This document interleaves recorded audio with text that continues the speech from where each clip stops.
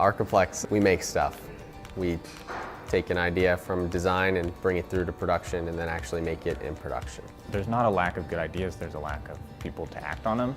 So we're here to help people see their ideas through and find a way to get from that napkin sketch to a manufacturable object. My father and I started Arciplex 5 years ago. We're a Hong Kong LTD. We actually started in Shenzhen, China. We had individuals from the United States living over there, but we just had so many IP issues, quality control. We decided 2 years ago to come back to the United States, which was a tough process and learned a lot, but in the end, now we really know what it means to be designed in the USA and manufactured in the United States. Our client base is typically, it's just someone with an idea. They might have a rough prototype or something that they've kind of hobbled together, which we love because that's the first step. They've created something and they're passionate, excited about it. And that's when they come to us and we all sit around a table and collaborate and really try and pull out what that idea is. And that is the most fun part of this job. Sometimes people have been sitting with an idea for so long that it's hard for them to imagine it any other way. And so what I can do is help to show the idea and show alternatives to the idea so that we can have a meaningful dialogue and move their concept forward. One of the biggest draws of working at Arciplex as opposed to anywhere else is the huge variety of projects that I get to work on. We're engineering a light-up frisbee, electronic handcuffs, accelerometer GPS device. This is the GoBQ grill, and this is a portable grill. As you can see in here, this is where all the delicious grilling would happen. And this company found us after they got a successful campaign going on Indiegogo. So they placed an order for 2,500 of these grills with us. And you know, as you can see, you can take the grill, roll it up, put it in the top. All your charcoal would have been in there, and you fold this whole thing up, put it into the lid, and we're able to close it, roll it up, and then you're ready to GoBQ. After it's designed and engineered, prototyped, we've gone through the iterations, we bring it to the production team so that they can actually scale the product line. It's okay if your business model only requires you to make 10 and sell 10 a month. We want to be there to support those people.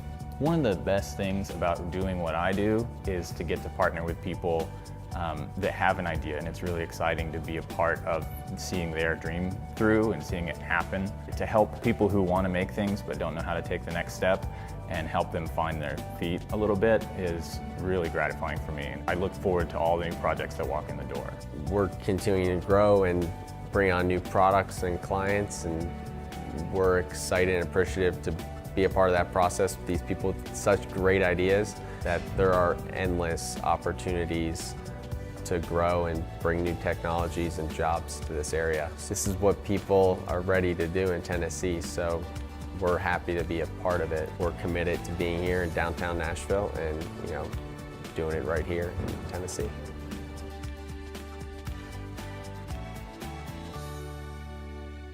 Thank you, Kane. And I think that was the first time he really said Arciplex correctly. Yeah. It's always Arciplex, his Australian accent. So today we're going to talk about the 9 phases of creation, the process we go through, just taking someone from that idea stage through to production. And that video that you saw, it speaks about a little bit about our background starting in Asia. And actually, for me, it started way before then. My father, who's in the back somewhere, you can see him at our booth in the back, he's our resident inventor. And he's always coming up with ideas, and since a little kid, he would have these ideas, and he's actually brought them through the production phase and the ideation, making the molds, and looking up the patents. So I've just been surrounded by this my entire life. So that's kind of where we started. Then we started in Asia, doing manufacturing, and now we're set up shop in Nashville, Tennessee. Yeah. When they were in Asia, they ran into all sorts of issues. So, and that's really the basis of why we're in Nashville right now, and really why we take so seriously what we do. I don't know the full demographic of me here. Who's got an invention or something that they're working on right now? Oh, sweet. Okay, well then we're in the right room. I was going to worry about that for a little bit. But So part of the problem with going to Asia was, you're going to walk in the door and they're like, okay, give us all the prints, give us everything you have, and we're ready to make 100,000 of these. Well, in their instance, they're ready to make 100 of these. So we're going to walk through those phases that we go through now to kind of smooth that process out and really walk an inventor, creator through that entire process. So my favorite part is the first time someone comes in. So everyone who just raised your hand, it's kind of like we're going to start dating. You're going to come into our office, you're going to show us what you have. And all these IP guys make us sign those NDA forms. So if we're going to have a competition on who signed the most of these, I think Arciplex might win that one hands down. But really, it's someone's going to walk through, this is the process that I had. My kids are super messy, so I created this storage device for their arts and crafts, or like in the video there, I want to barbecue everywhere I go, and that's not really easy right now. So let's show you this idea, and this is how far we are. We need you to help us get there. But that's really exciting to me because we see everything from literally a sketch on a piece of paper to a Vanderbilt doctor who's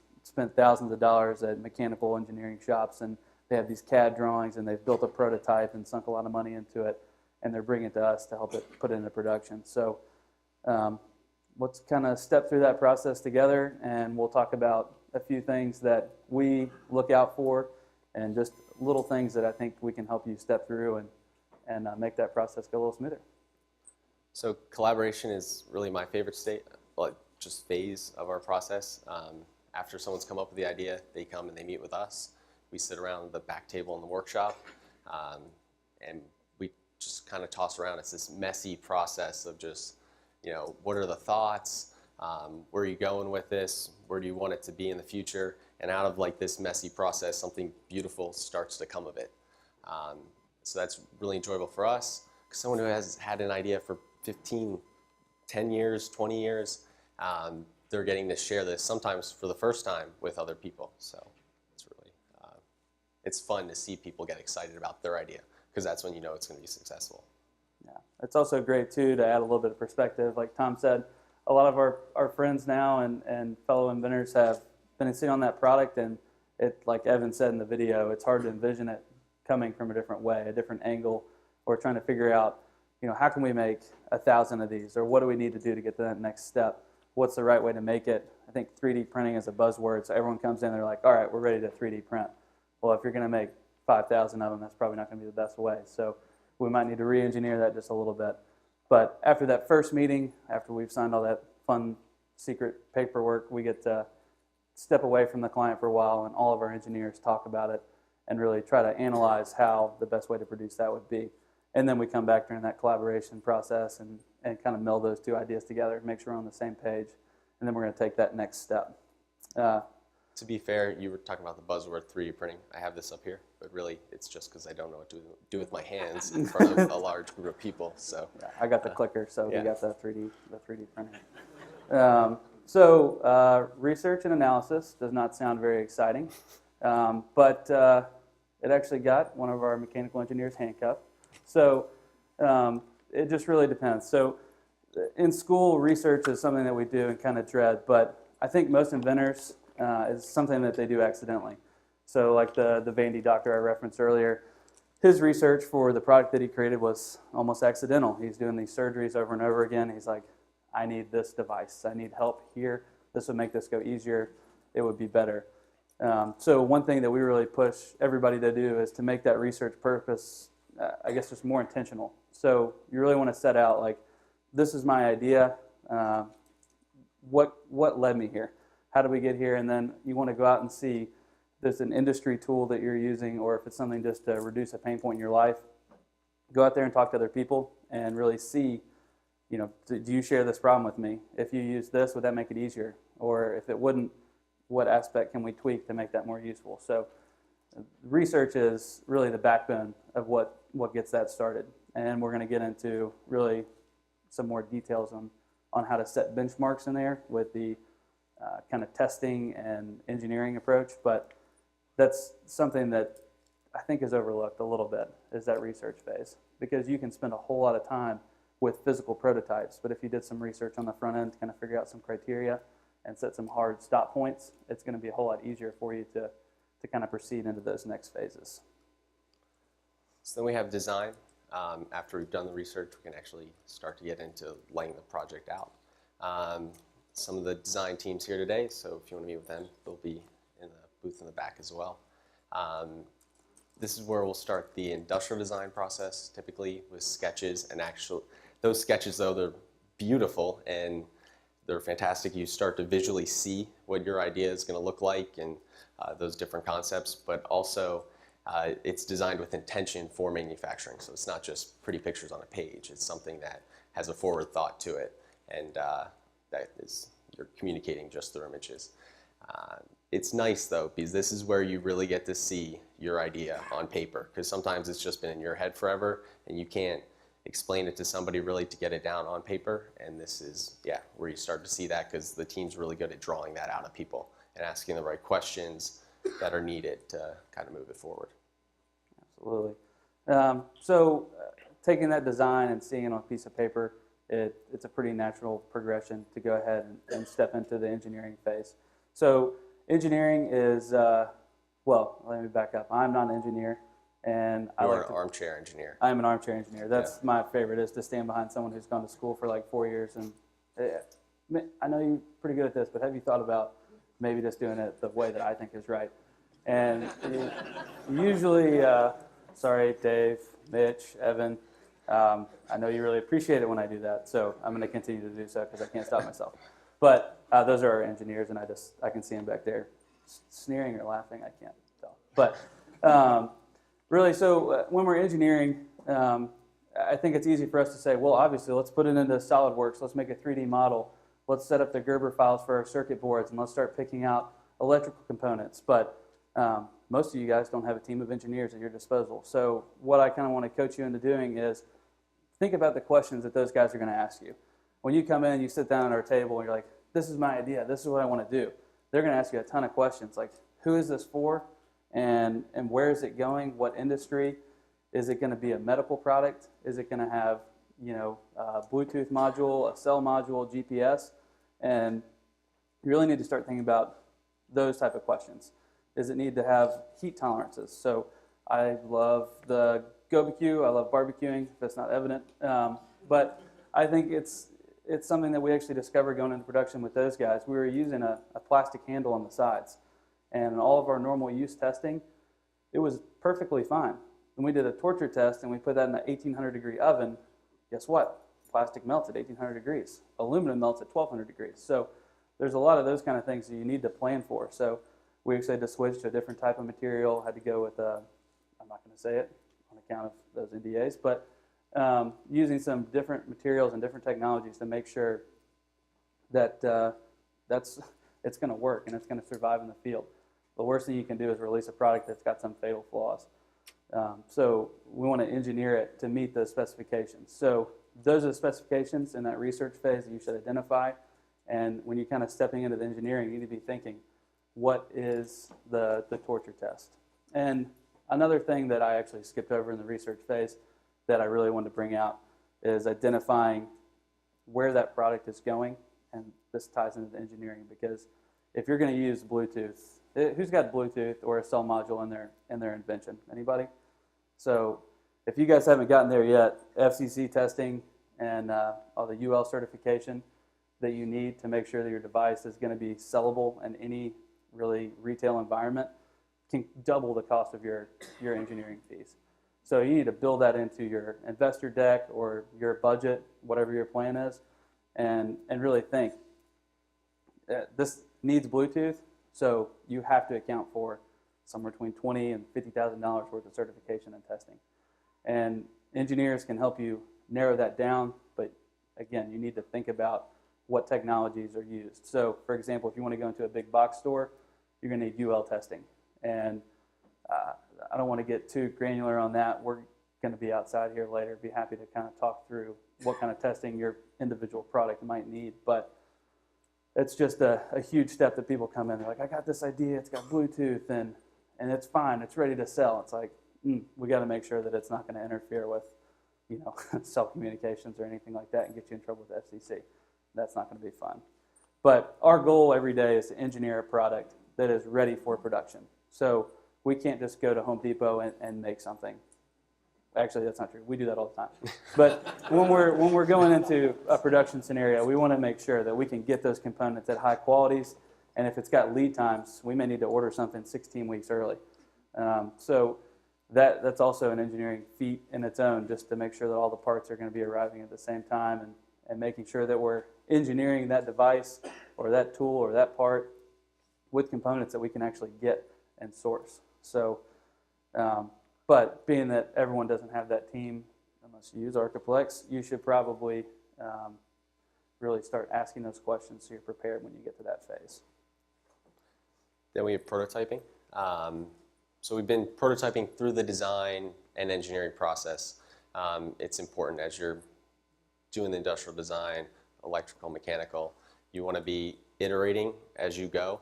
So we have 3 different really spaces that we do prototypes in: exploratory, discovery, and functional. An exploratory prototype is something that we like to do right away. We want to learn from it. It's something it's quick and dirty. It's not refined. It's not what the final one's going to look like. It's just taking parts from Home Depot or wherever and quickly putting it together as least amount of money and time as possible, and then learn from that, iterate from there, and just keep moving on. Then there's the discovery model, where after we've gone through that exploratory process, we want to start to make components of the final design. It might not be the entire piece, just one little section of it, but you're trying to refine that one little section to what the ultimate design will be. You take the discovery models and you put them all together, and you try to make a functional prototype at the end. The functional prototype is through the engineering process. You're putting in CAD, putting in electrical engineering software, Altium, Eagle, and you make it with the intention to be manufactured. So you're putting those drafts. Is it going to come out in injection mold? Is it going to be die cut? And you set it up that way so that you can more smoothly move into the manufacturing process. And that's the functional prototype, where it's really looking like what it's going to look like on that shelf or whatever distribution method you're using. Part of what we do at Arciplex is recently just started getting our FDA certification and got our FDA number recently, so we're really excited to start moving into some medical devices. One thing that I've become a quality manager for our FDA process, making sure that everything that comes off the line meets those quality standards. And I wish I could say like I knew everything before that process, but I got a huge education, and I'm very grateful for all the paperwork that I've had to do. So the coolest thing that I've discovered about that is the FDA wants you to, and this is great for all of us because it keeps us safe and healthy, but FDA wants you to trace everything from its origin. So if you have one capacitor on a circuit board from Taiwan that's going to get shipped to the United States, you need to actually have a on-the-ground visit to certify that that factory creating that capacitor is within tolerance and spec and meets the requirements. So you're going to trace every single piece from where it was born to the final product and have it serialized. So it's an enormous undertaking in terms of paperwork and just tracing everything. But it also helped us outline a great quality system that we utilize in other products as well now. So it basically, every single device has a checkpoint before it gets assembled, during the assembly, all the different components, and then all of them together with a series of user tests. So it's another way to just track and make sure that what you're producing is correct. So if anybody here is going to use a contract manufacturer, even if you don't have a medical device, you should really spend some time, once you've got that production prototype, saying, before this thing leaves the assembly line, what does it need to achieve? What do we need to make sure that it does? Does it need to be able to run, that battery time should be 2 hours, or it needs to be able to withstand like a 6-foot drop test and still work? I won't use your clicker. But, well, maybe we should. I wonder what kind of certification this thing has. But, so I think it's important to include that, and I talked about it a little bit in the research phase. You know, you're setting those requirements like, what does this product need to do? Well, it's time to put that on paper and make sure that your contract manufacturer is doing that. You don't want to release that if you know that if it gets bumped a little bit, or if it's not shipped correctly, it won't work when it arrives. You need to understand all those steps. So really that needs to come from the engineering requirements that you set out and needs to transfer to the final product. So it's really important to write those down. So every single step of that process, you're not varying. You developers know about project creep, and it's really easy to get there. So just be thinking about that and be cognizant. We don't need that anymore. Oh, there you go. Sorry. So marketing logistics, this is where we take a deep breath and from the engineering process, and we allow other ISN partners and ideators to look at other aspects besides just the product, because the intention is to move this forward and to share it with other people and to manufacture it. And so you have to think about things like packaging, because you just spent a few months, all this time and effort. You don't want to just put it in like a brown box. There's nothing there. You try to hand it to somebody. Where's that delivery? And you want to make sure that that packaging fits what the product is. How's it going to look on the shelf? What is the intention of it? So you really need to be thinking about that. And then distribution, drop shipping. What are the logistics? Once the product's made, where does it go? How's it packaged? Are you going to do FedEx, UPS, USPS? And all of that you really need to think through now, or else it's going to creep up on you, and then you won't know what to do. Yeah. If you're going, your target's a big box store, that's a huge point of investigation for you. Every big box store has different requirements on labeling, package size, information that's on the box, information that's not on the box, etc. So dig in and do a little research on that. Definitely. Sam is definitely the operations. Yeah, sorry. So then it gets to one of my jobs, which is the setting up a production line. Production line for us could be as small as 50 units. We've done 10 units before. It really just depends on what your need is and what your audience is. Production of 10 prototypes may be what gets you to the production of 5,000. If it's for an investor, if it's for your, just your own personal use, we have a lot of people who build a product that they use in their business as a tool. So injection molding is something that we deal with an awful lot, and that is, investing a large chunk of money in a mold so you can produce thousands of something and shoot, 50,000 plastic pieces and really reduce that product cost with that high upfront investment. So without having a specific product to use as an example, it's pretty hard to say if injection molding is right for you or if you should go with some other model. But we like to kind of step into that process and build that assembly line for each customer. And again, that's when we need to tie in our requirements, our engineering requirements, the research that we've done, what testing we're going to do, final packaging, and how we're going to get it to where it needs to go. So it really, really just depends on what you're building. But we found that a lot of stuff can be assembled by hand in small quantities and have excellent quality. So it's just kind of a case-by-case basis. So we're going to be here for the rest of the day. We'd love to talk to all of you and talk to a few of you already, and really excited about taking in. Excited to be here. So Brian, thanks for putting this on. This is a great room of people, and looking forward to hearing some more people today. So thank you guys. Thanks.